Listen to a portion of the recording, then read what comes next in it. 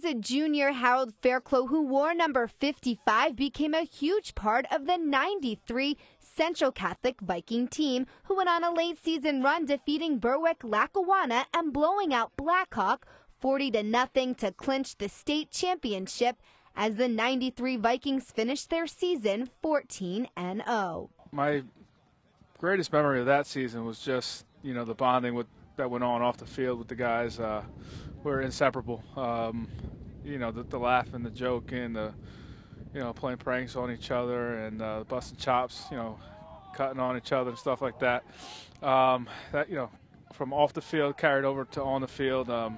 We're just a tight group on the field, and we still keep in touch with a lot of those guys. Now Fairclough has a chance Friday night to become the first man in PIAA history to win a state title as a head coach and player. So you bet he's hearing from so many former Vikings this week. Oh my God, the text messages are nonstop. I got a couple phone calls. I love it. It's great. It's just awesome to know those guys are proud again. They can walk around with their chests out and rock their Central gear and talk about their team, and it's just an awesome feeling. 5 years later, in the 1998 season, the Central Catholic Vikings found themselves once again in the state finals versus Moon High School. Central did come out with a 10-0 victory. It was led by quarterback Timmy McGorry and linebacker John Cupples, who are now also part of Harold Fairclough's coaching staff. During that year, there were just so many great memories, throughout the year. But obviously tops it off getting it done in Hershey with a lot of my close friends, and that we're all still close together now. So we always get together, talk about those great memories. There's definitely more stress on this end than there is as a player. As a player, you just go out and play and have fun like you did the other 15 weeks of the season. But definitely as a coach, I think I'm taking it in a little bit more and enjoying the ride a little bit more than I did. I don't think I understood it as much as a player, and definitely as a coach, there's not a better group of kids you'd want to see win it than these. I have the same anxious and nervous feelings, this week that I remember having playing at the same time during this year. So it's the same feelings inside of getting ready for this week. These three guys were all coached by Jim Morgans, who says he knew back in their glory days that football would always be a part of their lives. Harold is remembered by Morgans for his smile, fun attitude, and being such an intelligent player. The former coach says Timmy was an analyzer of the game and a program player who managed the team so well, while John was just, to quote Coach Morgans, a complete nut job. He was a ball of emotion and passion on the field.